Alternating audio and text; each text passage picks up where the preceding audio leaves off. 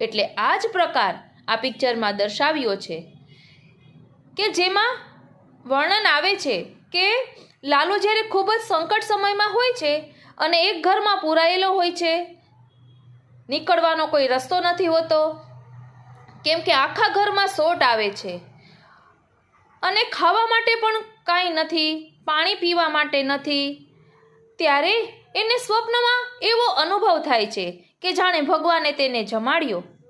એટલે એને અનુભવ સ્વપ્નમાં થાય છે, પરંતુ નીંદર ઉડી અને જોયું તો દાળના ટીપા દાઢીએ ચોટેલા હતા અને પ્રભુએ કહ્યું કે તેની સાથે કે નાનપણમાં તે મને જમાડ્યું હતું ને, એટલે આજે મેં તને જમાડ્યો છે.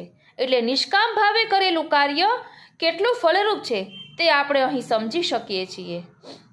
અને એક એક વાત એટલી ઊંડાણપૂર્વકની છે, તો ધ્યાનથી સમજીએ ને તો ઘણું બધું આજની જનરેશનને પણ સમજવા મળે એવું છે.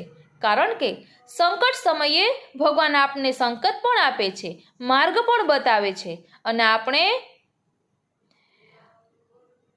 એ મુશ્કેલી પણ આપણને દૂર કરી આપે છે. પરંતુ જ્યારે આપણે એ માયાને છોડી શકતા નથી, આપણી લોભ વૃત્તિને છોડી શકતા નથી, ત્યારે પાછો એ માર્ગ બંધ થઈ જાય છે અને મુશ્કેલીઓનો સામનો કરવો પડે છે.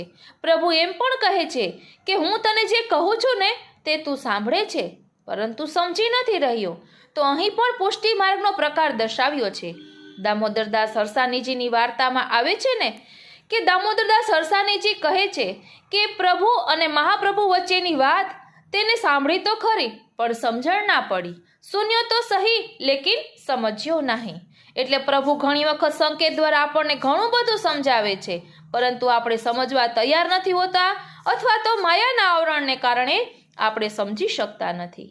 બોલો શ્રી વલ્લભાધીશ કી જય.